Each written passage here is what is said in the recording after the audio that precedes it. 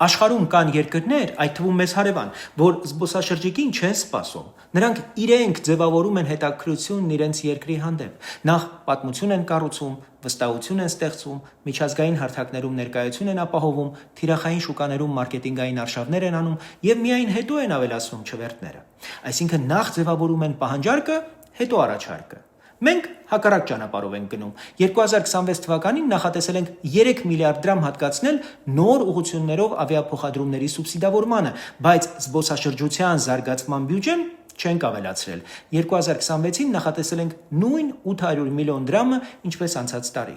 Սա նշանակում է, որ փորձում ենք մարդուն բերել Հայաստան էժան տոմսով, բայց չենք անում այն, ինչ իրականում կբերեր մարդուն Հայաստան։ Զբոսաշրջիկը չի գալիս պարզապես էժան թռչելու համար։ Նա գալիս է, երբ Հայաստանը նրա համար դառնում է ճանաչելի, գրավիչ,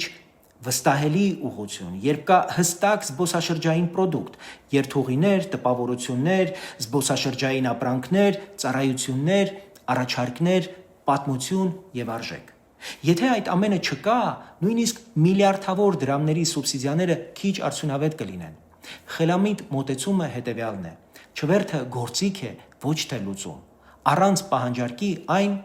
չի աշխատում։ Միաժամանակ պետք է անել երկու բան՝ միջազգային մարքեթինգ եւ մրցունակ զբոսաշրջային առաջարկ, որովհետեւ իրական զբոսաշրջությունն սկսվում է ոչ թե տոմսից, էժան տոմսից, այլ ցանկությունից։ Էժան գինը կարևոր է, բայց Հայաստան այցելելու ցանկությունը ստեղծում է պատմությունը եւ դրա նկատմամբ արժանահավատությունը։